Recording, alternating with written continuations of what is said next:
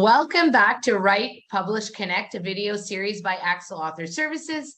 My name's Natalie, and I have Alexa with me again today, the founder of Aaxel Author Services.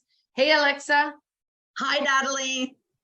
Okay, so today is one topic that I've been looking forward to talk about because everybody judges this right from the beginning, and we're talking book covers. We judge a book by its cover. The minute that we see it, I am totally guilty of it. There's something when it's a certain color, certain image, the font, everything about it that draws us in. And you know that this is really important to the publishing process. Absolutely. I mean, there are more and more people publishing, so it's become more and more important than ever to get the cover right. And this is like the one piece of the publishing puzzle you don't want to cut corners on at all. Yeah. So what are some of the basic elements that people should be looking out for or paying attention to when they either are getting a design done? I'm assuming that we're avoiding doing it on our own. Yeah. We are totally avoiding doing it on our own. I mean, unless you have, if you have some design experience, yeah, or you really just have a natural knack for design, unless you fall into one of those two categories, seriously, like there are so many tools at our disposal nowadays.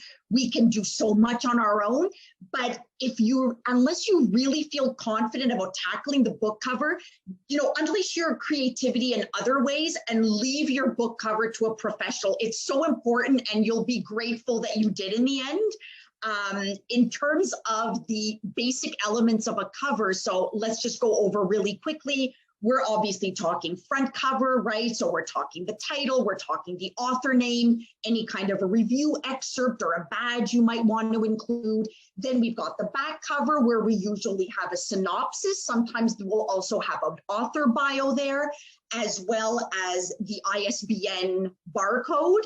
And then we also have the spine. So in most books of a certain thickness, unless it's a children's book, you do want to have something also on the spine. So when we're talking book cover, we're talking all of those different pieces.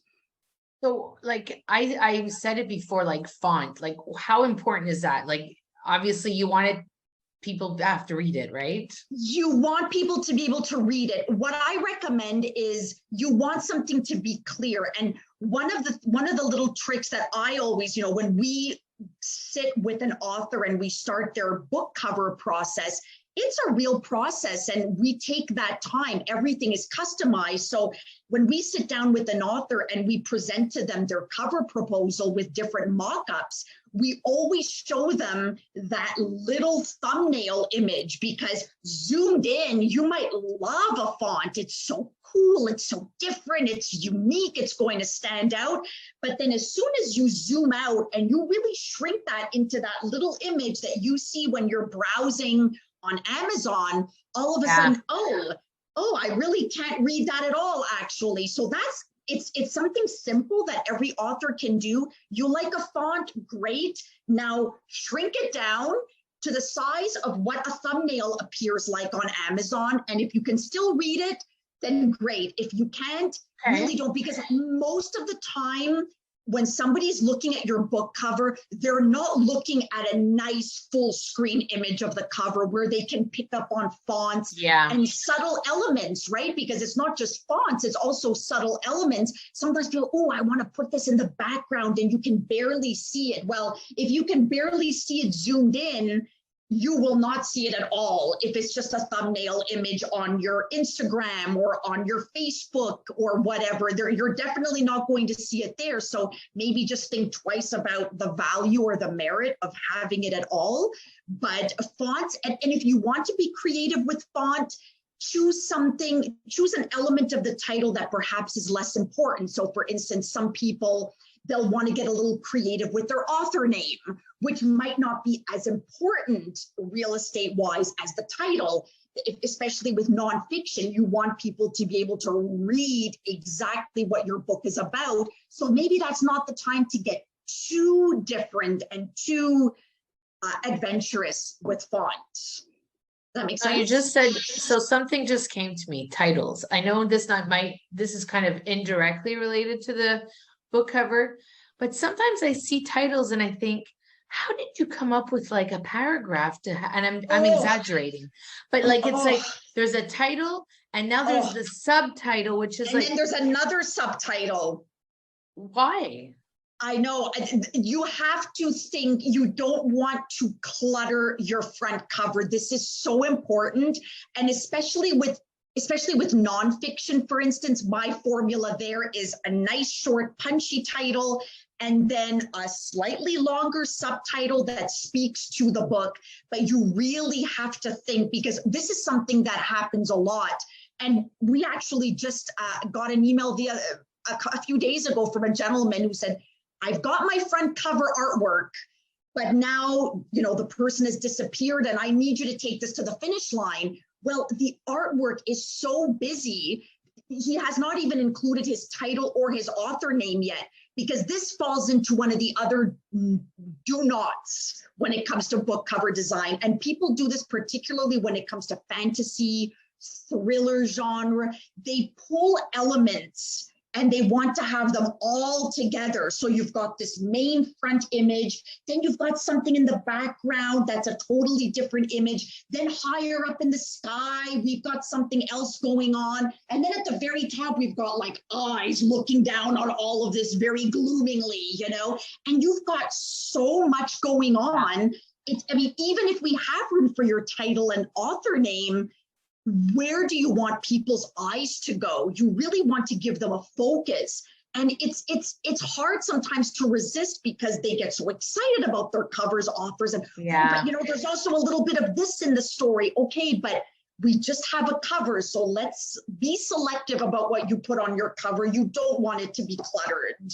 So is minimalism better? I don't know about minimalism being better. I think it depends. I think what is definitely not good is when there's too much going on. Okay. So those elements, that example I just Finding the gave balance. finding the balance, exactly. Because it doesn't mean you have to have a plain cover, but don't feel like I find this also with children's authors. Sometimes children's authors will say, yeah, but we want to have a little bit of this scene going on, but then we also want a little bit of this and a little bit of that. No, you're just going to have so much that a parent, an educator, they're just going to look at this cover and go, well, what is this story actually about? So it's not so much about keeping it plain. You can keep things simple while still really making a statement. And obviously each project is unique and you have to find the balance in terms of imagery, in terms of title, author, and all that. So, okay, good point. So that's the front.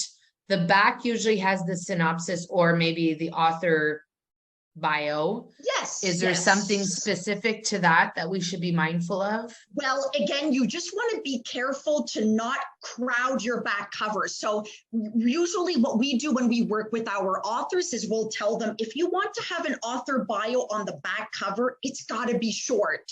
Because really, like, try squeezing in a full synopsis and a full 125 word author bio. Like, it's just crazy. It fills up really, really fast. And the other thing is, you just don't want people to be overwhelmed. And what are people going to do when they naturally see way too much content and there's no air, there's no breathing room between all the different elements? So if you want your author bio on the back cover, not a problem, we've done it, but we keep the author bios short. And there is an example of one, because we'll be looking at a few examples. So for back cover, because you want to make sure that you have that barcode. And some authors also want to put in their website URL on the back cover, or a little logo or a little icon. And believe me, back covers can fill up really quickly. Yeah. And then I think of obviously all that writing. If people are looking to have reviews or endorsements, right? I thought that would be included in the beginning of the book. People actually want to put that on the outside of the book. You know what? So yes, you can certainly use review excerpts on your cover, but what I tell people is make it count. So for instance, I have authors come to me that say, oh, let's say, I don't know, let's say they've written a book on fitness, and they happen to be best buddies with a nutritionist. And their nutritionist is their best friend, and they go speed walking every day. And oh my God, I got this really great excerpt. I got this nice endorsement from my friend who's also a nutritionist. And she's got a decent following. She's got about 1,500 likes on Facebook. In my opinion, not worth the cover. It's just not worth the cover. It won't add anything. It doesn't necessarily detract, but does it add anything? And if it doesn't, then maybe you don't need to crowd your cover with it. Put it in the front of the book, on the inside, advanced praise for, insert book title, and you can put all the endorsements you want, and we do that regularly. I recommend that people utilize, we're working with a client right now who has a couple of endorsements from some very respected authors, best-selling authors in entrepreneurship. That makes sense to put on the front cover. But if it's just a buddy of yours from a local networking group and they're not necessarily a recognized influencer, just put our egos aside for a minute. They don't need to be on the front. Just put them in the inside. Absolutely. So I just want to recap. So things to avoid, we don't want to crowd the front cover. We want the fonts to be easy to read, and you don't want too many either. The synopsis at the back or the author bio should be short and sweet. And I know that trying to condense, I don't know, a 30 chapter novel or whatever into like a small paragraph is not an easy task to do. No. So you probably, I don't know if the team can help with that, but that's probably something that, you can get help with as well. Oh, yes. And you don't want to overcrowd either with any endorsements or reviews. So you have a few.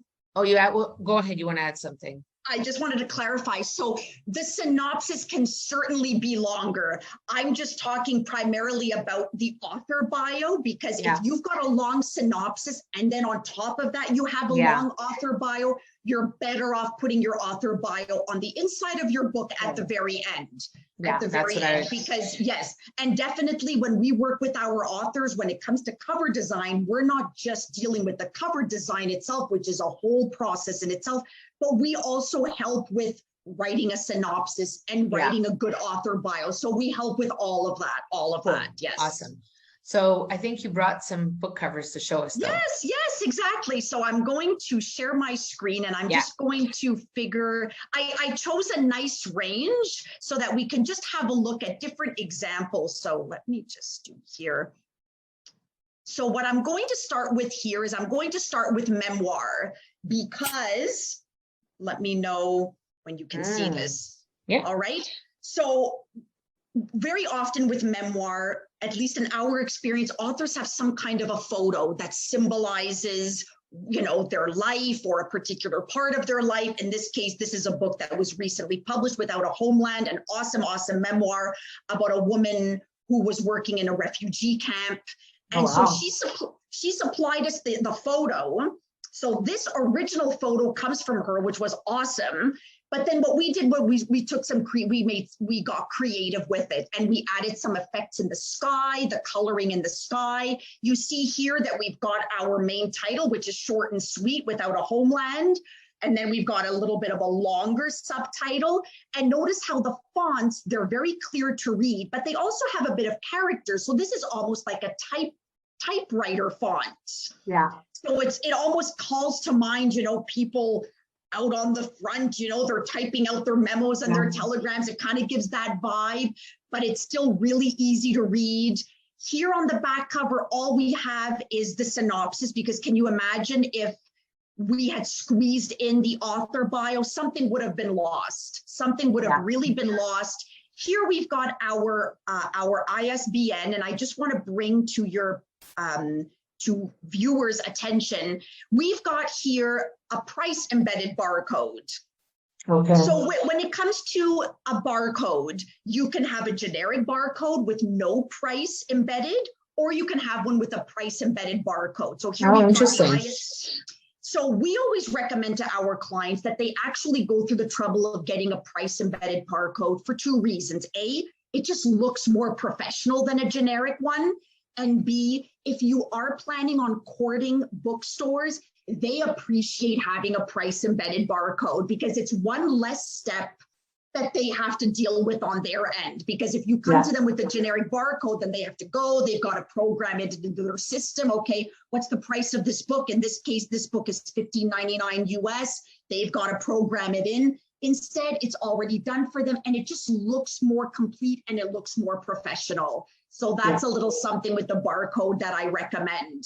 So this is one type of memoir cover. Then I'm going to switch to another memoir. Do you see this one here? Don't Fault the Moon? Yeah. So this is a memoir as well, but it's a very different type of cover. We totally went artistic with this one. It's a completely artistic interpretation. There were no photos. Interestingly enough, when we went through the proposal process, the author, Nancy Hill, did have a picture that she originally wanted to use. But then in one of our concepts, we always like to throw in something a little different, and she was smitten and she loved it. So here again, we've got Don't Fault the Moon, A Daughter's Reflections. Is that the sea? Say that again. I said it makes me think of the sea. Yeah, well, yes, there was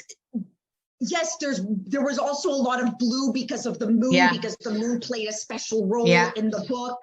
And so we've got the moonlight, we've got a bench. But you see, even though here, again, we've got the synopsis. We had a little tree with the swing hanging from it. And once again, we've got a price embedded barcode here as well. So it's still a memoir. And in this case, we decided to actually write out the words a memoir, which is not a bad thing. If sometimes you want to write, sometimes we'll see this, a novel, a memoir, that's okay. But if we had a really, really long title, adding a memoir, it would have just been overkill. Like, where are we supposed to even look? But here you can easily read the title and it's a very different take. So with memoir, if you have a photo, great. If you don't have a photo, you can still have a really, really cool cover for your memoir. So, those were a couple of those I wanted to share. And then I'm just going to move forward here because we took some different. So here we're going to have a look at, I'm going to have quickly look at one where we have some reviews. So the reason I want to show this cover is I want to show people what they can do with reviews. So in this case, Women Are Hard to Figure. This is a book from our author, Peter O'Byrne, that has been getting a lot of nice critical praise and acclaim. He wanted to include his readers' favorite 5 stars, so we can put that here. He also wanted to include, I'm just going to increase this, just bear with me a minute. He also wanted to include Midwest book reviews here. And then in the back, Peter decided to do something different. He said, Alexa, I don't want so much a long synopsis. I want people to see the reviews I'm getting. So that's what we decided to do. So here we literally have a 1-paragraph synopsis, very short, and then we've got the praise here. But you see how we chose to separate the elements, clearly distinguishing them with those lines so that, yes, it's a packed cover, but because we organize things with those lines, it's easier to read. So you've got the synopsis and then the praise is in its own box. And then we've got a short little bio. But see, it's a short bio. This is not a long author bio in the least because we wanted to have room for everything. So this is just to give people an idea. If you do want to include some reviews on the back cover, do so, but just make sure that they are clearly distinguishable from the synopsis and from the author bio. Love it. All right, so there was that one. And then I just want to go through some children's books. Let's take a look at nonfiction, just to show something a little different. So this is actually a recently published book by our client, Dr. Brian Yee. It's all about chronic pain and his own novel approach to resolving and helping people with chronic pain. Wow. It's nonfiction. It's nonfiction, but notice how we went with an artistic interpretation, right? Most people would expect, oh, well, there's a picture of an athlete doing a stretch. Well, we started with that, but we ended up using something pretty artistic. And it still comes across as clean, professional. Here, the synopsis is quite elaborated. It's a nice classic nonfiction synopsis with bullet points about some concrete rewards or benefits that the reader will gain from reading the book. We've got, again, a price embedded barcode. And in Brian's case, just because he's got a very nice long bio with a lot of professional attributions and stuff, we opted to put that in the book at the very end. So the people who are designing yes, are graphic artists, are... Absolutely. Yes, yes. We have a stable of graphic designers that we work with regularly. We have built relationships with them. And we also make sure, because not every graphic designer wants to do nonfiction. Not every graphic designer wants to do memoir, and that's totally cool. We have a nice variety of reliable, top-notch professionals, and we know what their strengths are and the types of covers they like to do. So there's definitely a bit of a matchmaking that goes on. Every time a client comes in, let's assess their content. What's their book about? What kind of an author are they? What's their vibe? What's their energy? And we know just the person to match them with. And when we do a book cover, we always do everything. We go through a very elaborate brainstorming session. We do that on a call. When it's time to present the proposal, we do that on a call. Why would you want to design a book cover just using email? Not necessarily the most efficient way to do that. So all of those things are taken into account because book covers are so important. Love it. So that's nonfiction. Let's just shift gears very quickly. I just want to show you a children's book cover here.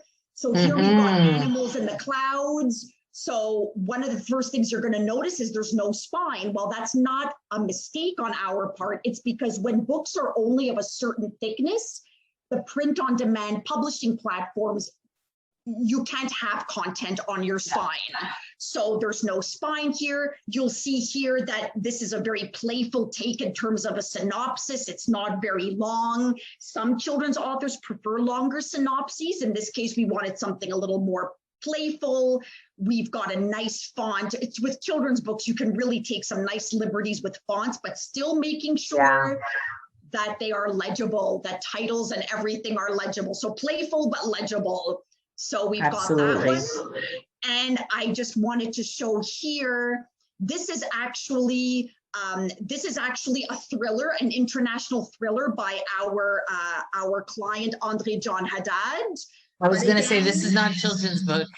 This is not a children's book, definitely not. But you see, we've got quite a bit of detail on the cover because we've got the name of the thriller series. We have where it's located. The title is clearly most prominent. It's The Thirst. We've got his author name.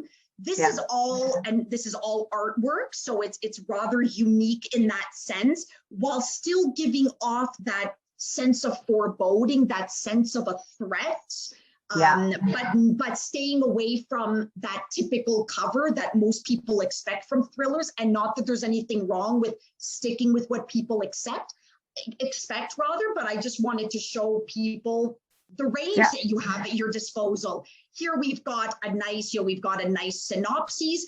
And here we also wanted to highlight the other books that Andre has written. So this is a way, if you are a multi-book author and you want to somehow find a way to mention those, well, this is one way you can mention those and highlight them.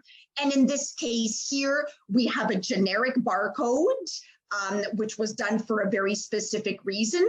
But we also have here his branding. So you can also incorporate your branding on the back cover. So there are so many things you can do with the book cover. So the book cover is a blank slate. It can accommodate so many different interpretations, so many different visions. It's just you want to respect certain basic guidelines so that you have something that's professional, and that's different. I mean, you want your publishing partner to, continue to be transparent and professional, authentic in this process as well, because it's representative of the author. It's so, and every time we walk through this with an author, I'm always asking the author, what do you think? Does this, because for me, the payoff at the end is when the author says, Alexa, I'm not a book cover designer, but if I could, this is the cover I would have. That's what you want, right? Because of course, it's such a huge part of your book. And sometimes it's a little scary to take that leap of faith and, are they going to interpret it right? Are they going to adhere to my vision? But we do that we task ourselves with that. That's our job, because you just don't want to take shortcuts. And as an author, you want to feel proud to hand the book out. So you want the cover to be, you want to look at it and go, this is mine. I helped make this come alive. Absolutely. Yeah. And you're going to reap the rewards when you go to your corner bookstore. I mean, these bookstores are inundated with the do-it-yourself book covers.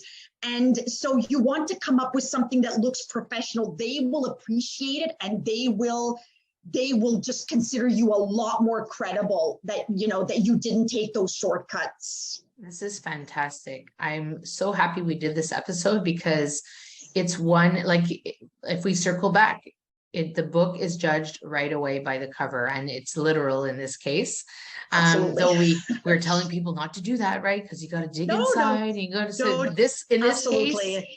Book right from the beginning. Because you have to think. I mean, the competition is so fierce. So it's you're battling. You're fighting for attention from readers, from book reviewers, from bookstores, from the media. Even if it's just your local paper that you're planning on approaching, why not approach them with a really nice book cover? Might as well, right? Absolutely. I couldn't agree more. So if people want to get in touch with you, what's the best way to do that? So they can visit our website, www.axelauthorservices.com. You can always send us an email, info@axelauthorservices.com. And I also want to mention that even if you're halfway through the process and you're thinking, maybe this cover isn't quite turning out, we come to the rescue all the time. We're happy to step in however and wherever you need us in the process.